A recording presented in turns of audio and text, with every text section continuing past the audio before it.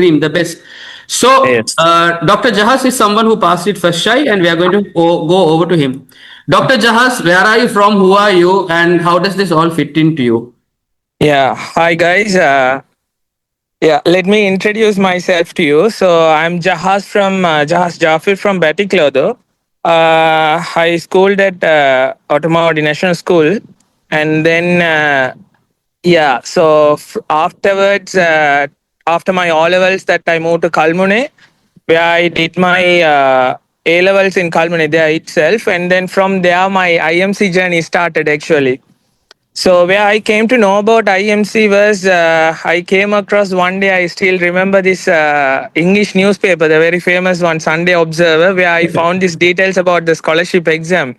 That time it was called for this IMC exam, and then I sat for this exam, and then so I met Mr. Intikab as my counselor, and then so from that time onwards my this journey towards Belarus started actually like that time. Before that I never knew there's a country called Belarus.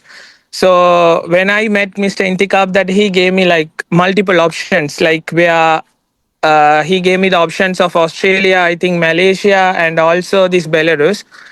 And then so I compared, I also did my own research after he explained me about all these universities, and then I came to know like where Belarus has their own state medical universities. And so I see there is a lot of potential where like when you choose a state medical university over a private medical university, so like in terms of like diversity of diseases and like multiple patients and like etc., there are a lot of benefits, right? So that's where I fixed my mind. Okay, I'm going up with this idea, and I started my journey. So that's how my journey towards Belarus started. And then 2018 that I moved to Belarus, I chose Grodno State Medical University because by that time when I went, Vitebsk was not recognized by the SLMC. Only Grodno had the SLMC recognition. So I went up with Grodno State Medical University. Then I enrolled myself there. Throughout these procedures, this entire process, right, there were a lot of documentation. There were a lot of things had to be done because, especially Belarus and Russia, it's two countries where they exclusively speak Russian language, where your documentations, everything should be in Russian. Even though our lectures to everything is being conducted in English, the documentation, everything should be converted. So there are a lot of process which we didn't know about it. And then entire IMC crew and especially Mr. Intikab that time. So he helped me throughout this whole thingy. And then I successfully started my first year journey in Grodno. So it was, I mean, honestly speaking, it was a new thingy for me overall because like that was the very first time that I was staying away from my family, away from my home country, everything. So it was like a kind of mixed feeling, and also like the time that we landed in Belarus, it was a time where I think the winter was about to start. So already Correct. the climate, everything was so gloomy and things like that.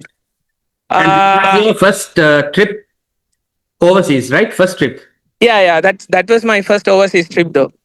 And then I so from the airport itself, the IMC staff from Belarus, right? So they picked all of us from the airport, and then the first 3 days, like they gave their exclusive guiding to us, and then from the medicals to visa process, till the accommodation, settling down, till everything that they helped us, right?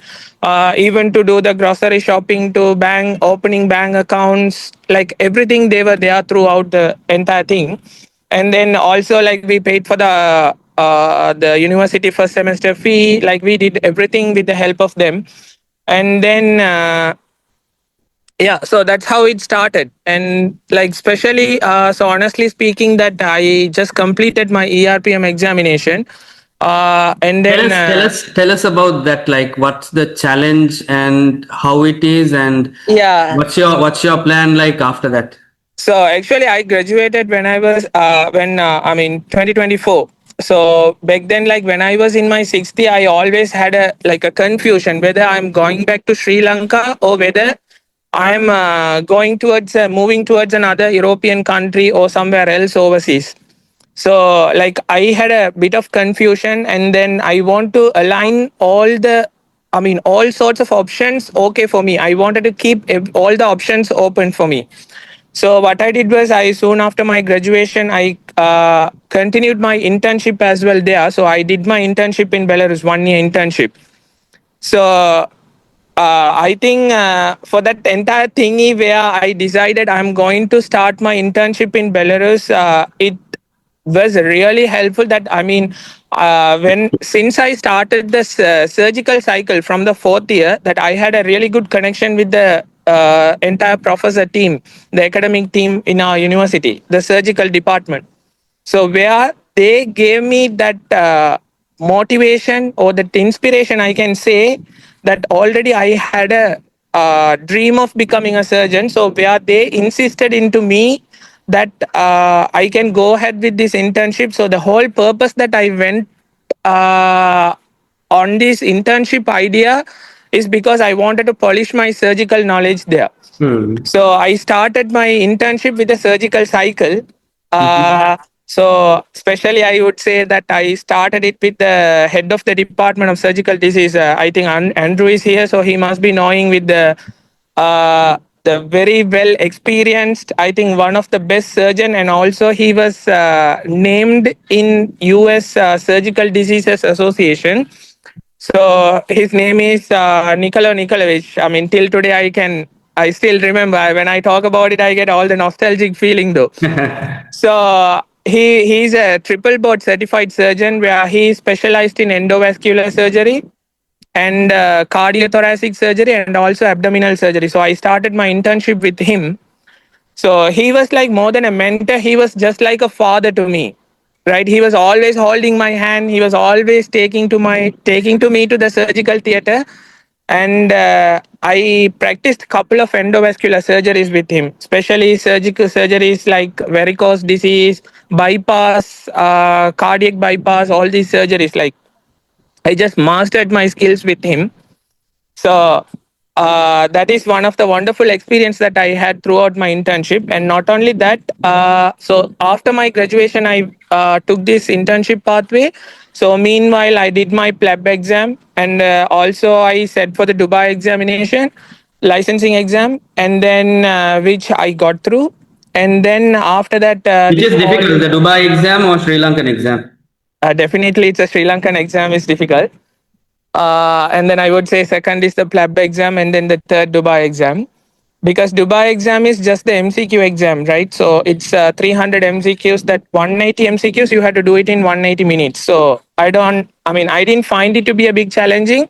Whereas ERPM examination, that we need a proper guidance and proper coaching. We need a lot of effort that we had to put into that for the preparation of ERPM exam. So meanwhile, my internship, I flew to Dubai, and then I finished my pleb examination and also the other exams. And then I came back to Belarus. I continued my internship. I was just, I think, three clinical appointments away from my internship to finish.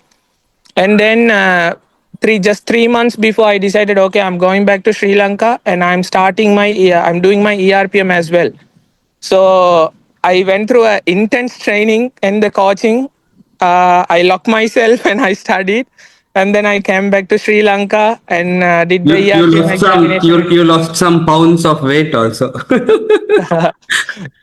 That's true.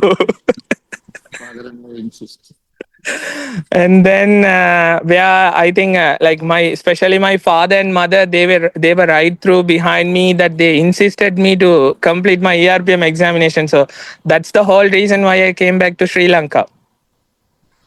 So I completed my ERPM, and then currently waiting for to start internship. So that's the whole journey. Okay. Cool. Guys, உங்களுக்கு என்ன sorry questions சீக்கிரேண்டா?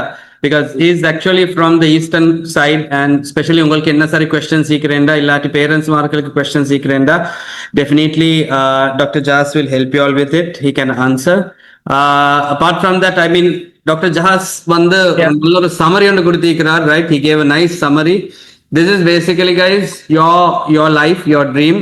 நீங்க control எடுத்து நீங்க parents மார்களோட பேசிட்டு And see whether this can be done. Yes. yes, and also I'm sorry. I just wanted to mention here, especially about Dr. Slava and Marina, Yes. my Grodno team from IMC. I think that every single student who come to Grodno, they are the backbone of them. I mean, after by God grace, after God, the second thing, Absolutely. the second people who are there for us, the family is them. Despite of any time of the day that you can call, if there is any issue, any problem, you can anytime call them. You can anytime contact. Dr. Slava and Marina, they are super friendly. They will always help you out with anything, any problem. And like even sometimes, like I still remember there were some exam times for me in the university semester exam time. I was badly sick with influenza. Okay. So I couldn't go out. I couldn't get my medicine. So I just gave a call to Dr. Slava and Marina, and I think they brought medicine for three or five, four students who were there who were sick in their hostel. They all the way brought the medicine for us, and I still remember the cough syrup and things like that. They brought everything, even to inhale the things that they brought from the pharmacy. So that much they will do for you, and they will be there for you like a mother and a father for the entire 6 years. They will be there throughout.